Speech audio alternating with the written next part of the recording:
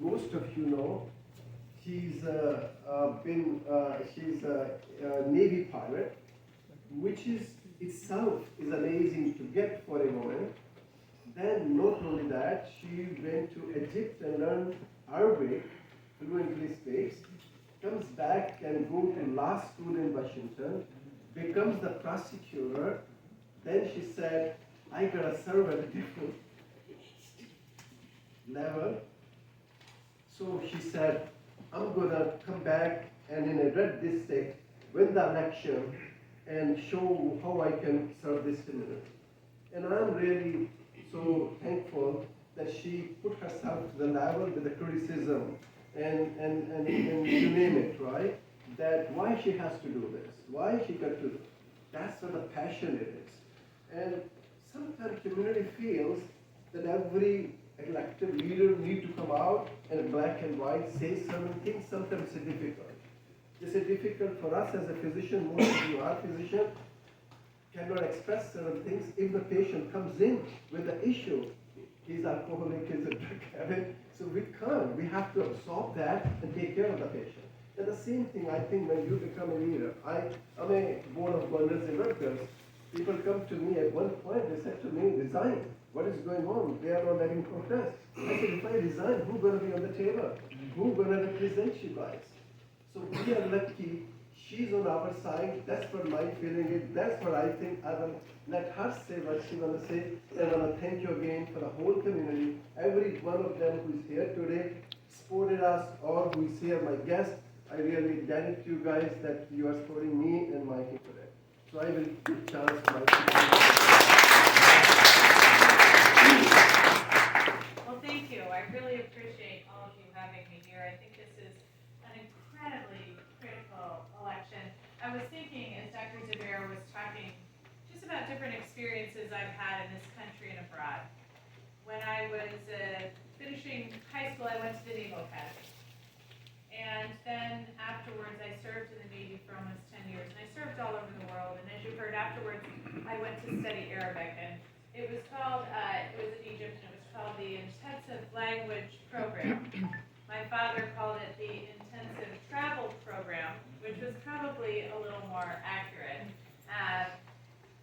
And in traveling all over the Middle East, I remember going to Iran. And at that time, Iran was very young. The population was very, very young.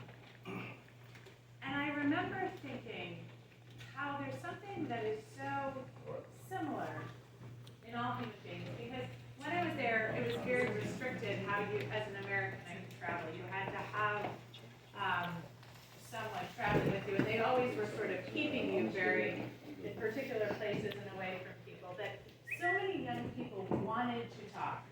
And they wanted to talk about opportunities around the world. They wanted to be part of the world.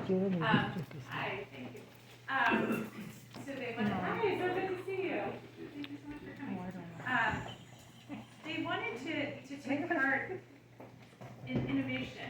They wanted to see other young people. They wanted to hear about what was going on.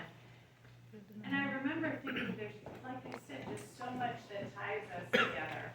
And I remember being proud that I was in the United States, that where I lived, you could go anywhere you wanted, travel all over the world, speak to whomever you wanted, have any vision you wanted of your future and your opportunities. And that was something that was so iconic to this country that it was often called the American dream. And it was something that just about every person I knew and every person I know could tell you why this opportunity was important to them and to their family. I will tell you that in my family, people fled at different times, religious persecution, they fled a famine, they came here to the United States to make it, and it was a little checkered whether or not they succeeded. My family lost everything in the Great Depression. My grandfather had to move in back to the family farm with his grandparents because his parents lost their house and they lost their job. But then he got a union job, and he was able to put our family squarely in the middle class. That was kind of his American dream, was to raise his family in security. I think that that's why I was able to go into Congress. My dad grew up poor in West Virginia. That was my mom's side of the family. My dad grew up poor. His parents died. He was orphaned young. And he was able to pay to go to college and get a good job. And he's been always really proud of what he's been able to provide for our family. I wanted to go to the Navy and I wanted to fly. And my dad said, I don't think the Naval Academy takes women, and I don't think they have women pilots. And because I was raised here, and because that was the view I had of this country, I just realized I could do it. I knew I could do it. I knew that I could work hard and make change in a country, even if at the time it wasn't allowing it. And I've always been really attracted to a political philosopher who believed that in a democracy, the way you would create a government is if you didn't know where you were going to be born and who you were going to be born as, if you didn't know if you were going to be black or white or a man or a woman, if you didn't know if you were going to be rich or poor, or any country, you would create a society that would give you the best shot at success. I always thought that was such a great idea. And I tell you all this because while we've seen signs of it, and all of you probably were the canaries in the coal mine after 9/11 and feeling some of the anger and intolerance in the country, I thought that was something we could get past because I thought that was just because people were afraid. And we could move past that. This is the first time in my life that I have wondered if we are going to get past this. And I'm afraid for my kids. And that's why I'm running for governor.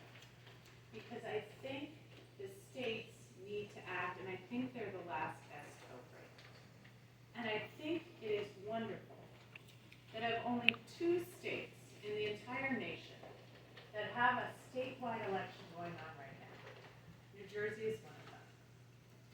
Because this is a state that is so incredibly diverse. This is a state that has opportunity. This is a state of people who have innovated in the past. This is a state who has driven the very future of the nation. That sign Trenton makes the world takes is because this state built this nation. This state. And I think we can do it again. But man, is it going to take all of us.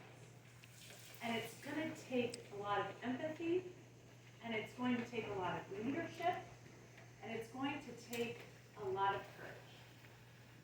And we are lacking that in many places. We are lacking courage in Washington, D.C., where I work. When again and again and again, I see people who I know better, who go right along with what Donald Trump says he'll do. It got so bad that somebody said to a journalist, he said, what are you going to do about this bill? And he said, I'll probably complain about it and then vote for it. Crazy. We've seen things that would have been unacceptable to say out loud several years ago being said regularly.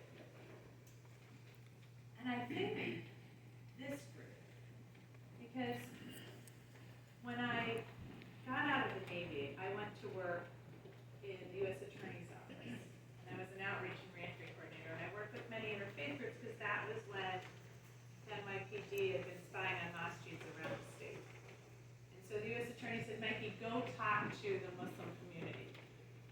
And I said, okay, who are the leaders that we talk to? And he said, that's why I hired you. So this connections really had to be made.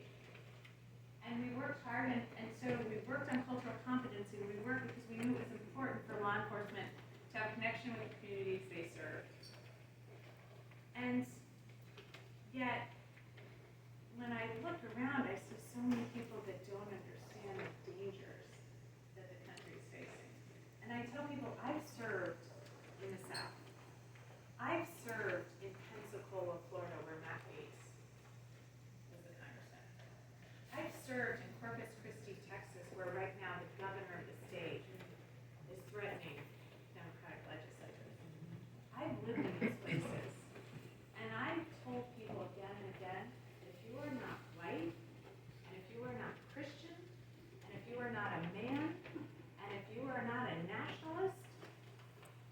you should be